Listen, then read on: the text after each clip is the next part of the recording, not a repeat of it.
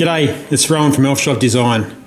Today I'm making a set of lamps from scrap materials. Let's take a look at the scrap pile. I've got some Blakely's red gum left over from a kitchen bench and some Blackwood I cut down from my parents' old property back in 2018. For good measure, I'll include some pine as well, mostly to add some visual contrast against these darker timbers. I know this is a Scrapwood challenge, but as you can see behind me I've got a lot of scrap steel.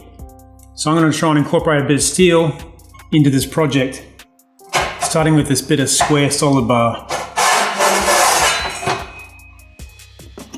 After knocking a few dags off the Blackwood, it's time to clean it up. I'll do this outside so there's less mess in the shop.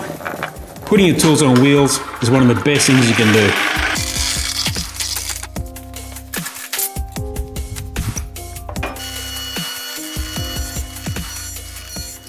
This black was like concrete. I actually had to fight it quite a bit, and it's definitely time to get all my machinery blades sharpened. While I dress the timber, let me explain the plan.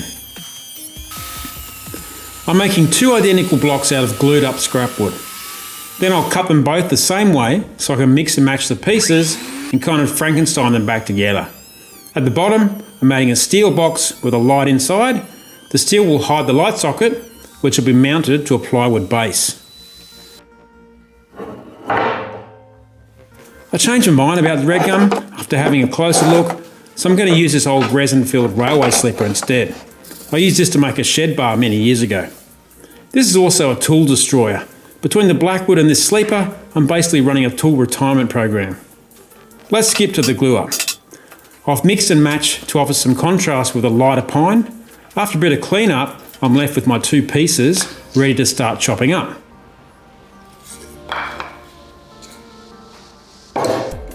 To keep the cuts drop saw friendly, I went with 22.5 degrees and 45 degree cuts, performing cuts on both pieces without adjusting my stop block. I actually had more trouble than I expected getting them both the same, so when I re-glue this, I'm going to lose some more material to square them off the second time.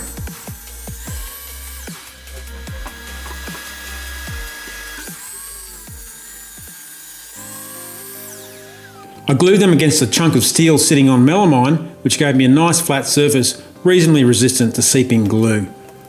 The strategy here was to pull everything neatly along two planes, so I can use those later in my planer and thicknesser.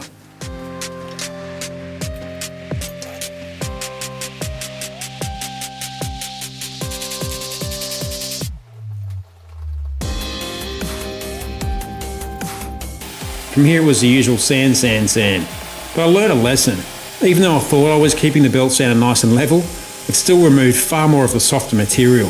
The Blackwood was the toughest, resisting sanding even more than the old railway sleeper. This was causing another problem. I was right down to the minimum dimensions I needed for the light socket, so I couldn't keep removing material to keep these pieces completely perfect. I made a decision to go for an intentional, handcrafted rough look.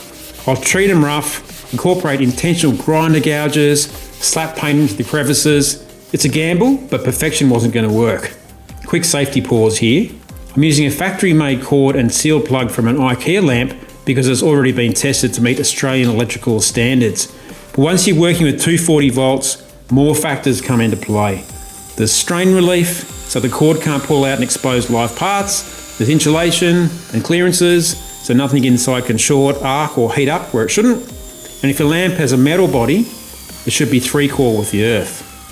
That's why a licensed electrician should always make the final connection for any mains wiring. They know how to check all the stuff you can't see or wouldn't think about.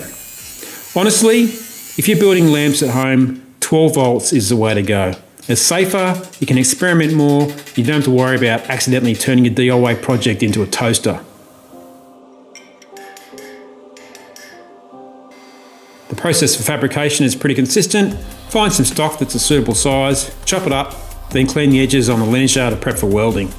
Since I'm going for a rough handcrafted look, I could knock this together pretty quickly, holding pieces with one hand, tack welding with the other, moving things around until I'm happy enough to complete the weld. I'm making one box for the base and another smaller one with 4 holes to screw into the timber. The boxes will be joined with 10mm square solid bar, allowing just enough height to see the bulb inside. To mount the light socket, I'm using some 10mm ply that will screw into the base of the steel section. The socket itself will mount to the plywood base, with 4 screws securing the whole base and socket component. I'm cutting little curved triangles that I'll glue in 10mm off the bottom. This is what the ply base will screw into, so if you need to access the fitting or replace the bulb, you unscrew the base plate and the whole socket and bulb component slides out the bottom. The tape is to prevent any leaking glue from gluing my base plate. It's only sitting in here now so I can glue the triangles at the correct height. Tape around the light fitting is for a similar purpose, but also ensures there's enough breathing room between the light socket and the triangles, since it needs to slide in and out easily later.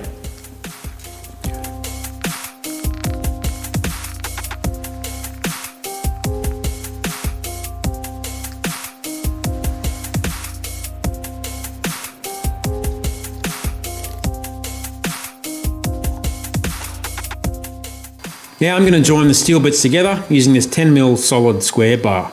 It's pretty loose, all just done by eye, lining up along the edge of my bench.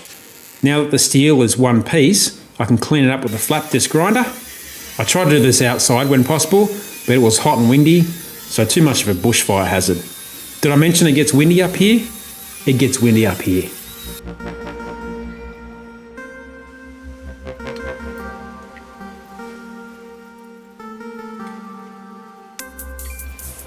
I give things a base coat of black, although most of this will be sanded off again. Now is where the really loose part begins, and this is something I really enjoy.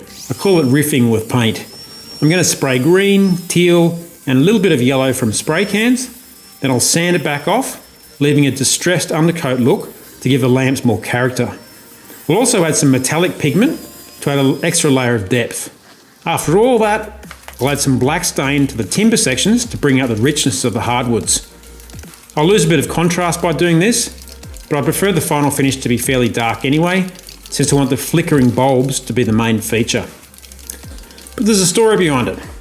It's my attempt at contributing to a Scrapwood challenge I heard about from James of Fix It Fingers. James is another Aussie maker running a YouTube channel, and he put a call out to action to make something from Scrapwood by the end of November. He made the observation that the Aussie YouTube maker community has become quiet over the last year or so. There's no prizes, it's really just a call to arms, an opportunity to get back in the shed and make something and get the camera rolling again. Will this project rekindle my motivation to make more videos? I'll come back to that a little bit later.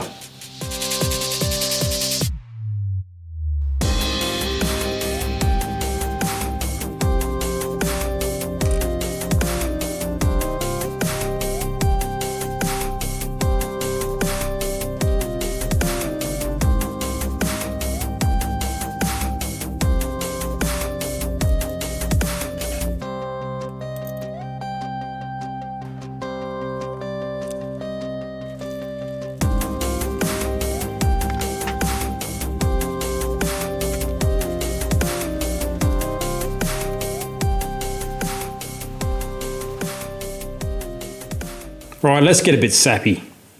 I ended up attaching some meaning to these lamps as they evolved. As a creative thinker, I often lose sleep worrying whether my boys are getting the fatherly guidance they deserve.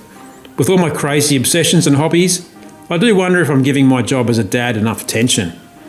I decided the roughness of these pieces is like the imperfection of fatherhood. I've shaped these with dedication and commitment, but I'm no expert. We've had fun, we've been frustrated, we've blunted tools once sharp, we've been stubborn as concrete, but we've seen sparks of energy and glimmers of light that most will never see. When we switch these lights on, they'll glow from within, a warm, never-ending light surrounded by the everlasting strength of iron and raw materials. These lamps will sit on either side of my desk in the new home office I'm building, so as a reminder of this meaning, I decided to add the years each of my boys were born as a final touch. So to answer the question, has the Scrapwood challenge rekindled my YouTube flame? Maybe a little. It's given me time to reflect on things I may never have before. That's part of why we make things. And once you're a maker, you'll always be a maker. If you've made it this far, I genuinely appreciate your time. If you're not a subscriber, please consider subscribing or adding a comment or like to help the algorithms. My channel has been growing very slowly, but it is growing still. So cheers for that, for those who have been following along. Hope to see you on the next one. Cheers.